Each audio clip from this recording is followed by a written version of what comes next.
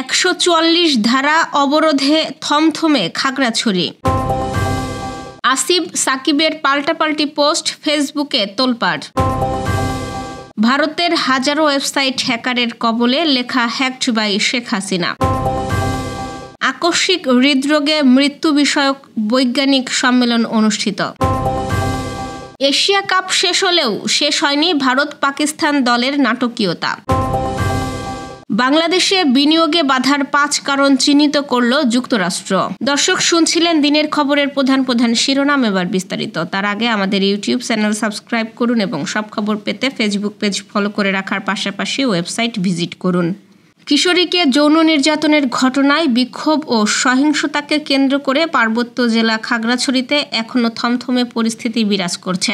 জড়িত সব আসামিকে গ্রেপ্তার ও বিচারসহ 8 দফা দাবিতে 3 পার্বত্য জেলায় চলছে জম্মু ছাত্র জনতার ডাকা অনির্দিষ্টকালের অবরোধ। এছাড়াও প্রশাসনের জারি করা 144 ধারা অব্যাহত রয়েছে। অবরোধের কারণে খাগড়াছড়িতে দূরপাল্লার যানবাহন চলাচল বন্ধ রয়েছে। এর আগে শনিবার দুপুর 2টা থেকে খাগড়াছড়ি সদর উপজেলা ও খাগড়াছড়ি পৌরসভায় অনির্দিষ্টকালের জন্য 144 ধারা জারি করা হয়। একই সঙ্গে গুইমারা উপজেলায় অনির্দিষ্টকালের জন্য 144 ধারা অব্যাহত রয়েছে। অবরোধ চলাকালে জেলার কোথাও কোনো অপ্রীতিকর ঘটনা ঘটেনি জানিয়ে সিনিয়র সহকারী পুলিশ সুপার কাজী ওয়াজেদ আলী জানান, গুরুত্বপূর্ণ পয়েন্টে পুলিশ মোতায়েন রয়েছে। অবরোধ ঘিরে যে কোনো ধরনের নাশকতা ঠেকাতে পুলিশ তৎপর রয়েছে।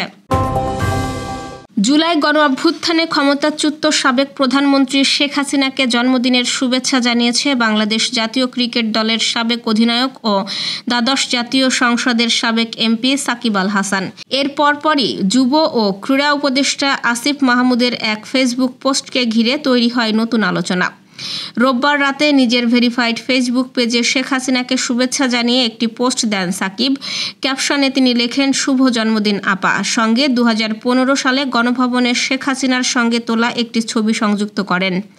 অল্প কিছুক্ষণ পর ফেসবুকে পোস্ট দেন যুব ও ক্রীড়া উপদেষ্টা আসিফ মাহমুদ। তিনি লেখেন, একজনকে পুনর্বাসন না করায় সহস্র গালি দিয়েছেন আপনারা আমাকে, কিন্তু আমি ঠিক ছিলাম, আলোচনা শেষ। আসিফের এই পোস্ট ঘিরে নেটিজনদের মাঝে সাড়া পড়ে যায়। কমেন্ট বক্সে অনেকেই সাকিবের প্রতি ক্ষোভ ও বিরক্তি প্রকাশ করেন। সেখানে সাকিব লেখেন, যাক শেষমেশ কেউ একজন স্বীকার করে নিলেন যে তার জন্য আমার আর বাংলাদেশের জার্সি গায়ে দেয়া হলো না, বাংলাদেশের হয়ে খেলতে পারলাম না, ফিরব হয়তো কোনো দিন আপন মাতৃভূমিতে, ভালোবাসি বাংলাদেশ। ভারতের সরকারি দপ্তর, বিশ্ববিদ্যালয় ও পুলিশের হাজারো ওয়েবসাইট হ্যাক হয়েছে। বাংলাদেশের ওয়েবসাইটে সাম্প্রতিক আক্রমণের প্রতিক্রিয়ায় এই হামলার দায় স্বীকার করেছে একদল হ্যাকার। হ্যাকড হওয়া ওয়েবসাইটগুলোর মধ্যে হরিয়ানা বিধানসভার সরকারি সাইটও রয়েছে। এসব ওয়েবসাইটে হ্যাকড বাই শেখ হাসিনা শিরোনামের ব্যানার ঝুলছে। তাতে প্রদর্শন করা হচ্ছে গত বছরের 5 আগস্টের গণ অভ্যুত্থানের পর সাবেক প্রধানমন্ত্রী শেখ হাসিনার ছবি। ইত্তেফাকের এক প্রতিবেদনে উল্লেখ করা হয়েছে, শেখ হাসিনা ও ভারতের প্রধানমন্ত্রী নরেন্দ্র মোদীকে নিয়েও ব্যঙ্গাত্মক স্লোগানও লেখা হয়েছে। ওই সাইটগুলোতে ভারতীয় হ্যাকারদের উদ্দেশ্যে অবজ্ঞাসূচক কথাও ছড়িয়ে দেওয়া হয়েছে। সতর্কবার্তায় বলা হয়েছে, বাংলাদেশের কোনো একটি আইটি অবকাঠামো আক্রান্ত হলে ভারতীয় সাইবার স্পেসকে নরক বানিয়ে দেওয়া হবে। আরও হুমকি দিয়ে লেখা হয়েছে, কোন দেশের ওয়েবসাইট সবচাইতে বেশি দুর্বল সেটা সবাই জানে। একটি স্পন্দনও হারাবেন না প্রতিপাদ্যে যশোরে বিশ্ব হার্ট দিবস পালিত হয়েছে। দিবসটি উপলক্ষে যশোর জেনারেল হাসপাতালে সকাল 9টায় শোভাযাত্রা বের হয়। এরপর হাসপাতাল সভাকক্ষে হৃদরোগে আকস্মিক মৃত্যু বিষয়ক বৈজ্ঞানিক সম্মেলন অনুষ্ঠিত হয়। হাসপাতালের তত্ত্বাবধায়ক ডাক্তার হুসাইন সাফায়েতের সভাপতিত্বে মূল প্রবন্ধ আলোচনা করেন Ibrahim cardiac hospital and research ইনস্টিটিউটের প্রধান নির্বাহী কর্মকর্তা অধ্যাপক ডাক্তার এম এ রশিদ।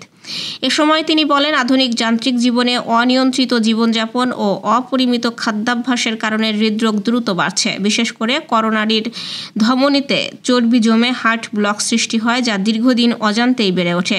ওষুধ নির্ভরতা, রূপান্তরিত খাবার, মানসিক চাপ, ব্যায়ামের অভাব এবং কৃত্রিম জীবনযাপন হৃদরোগের ঝুঁকি বহুগুণ বাড়াচ্ছে। তার ভাষ্য, গবেষণায় প্রমাণিত হয়েছে খাদ্যাভ্যাস ও জীবনধারা পরিবর্তনের মাধ্যমে হৃদরোগ প্রতিরোধ সম্ভব।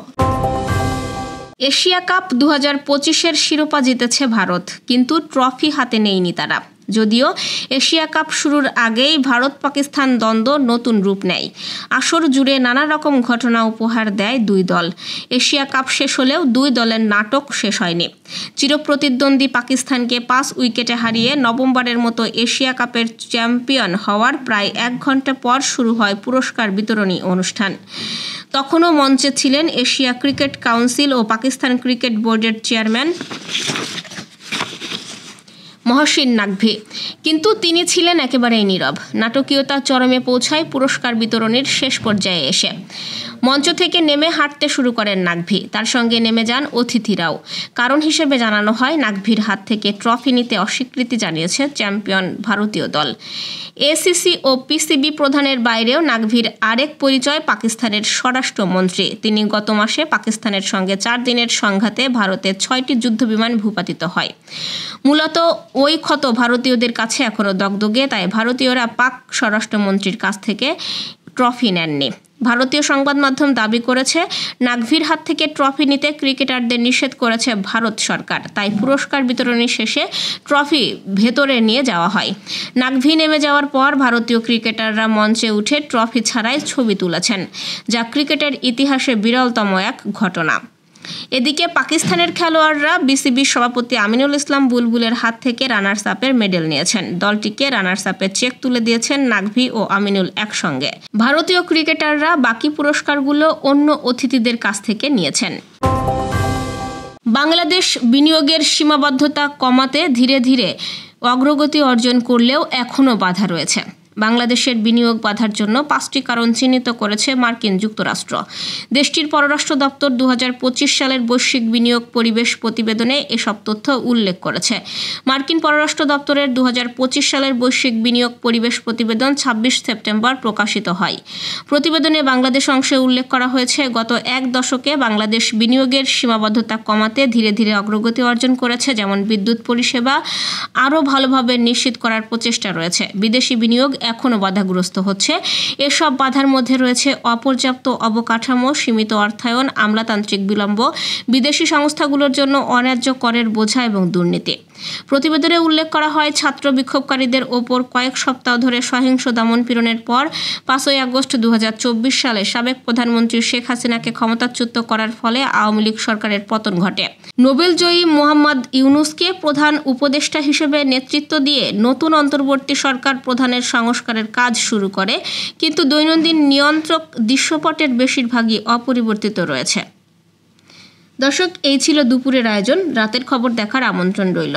সেই সঙ্গে এতক্ষণ সাথে থাকার জন্য ধন্যবাদ।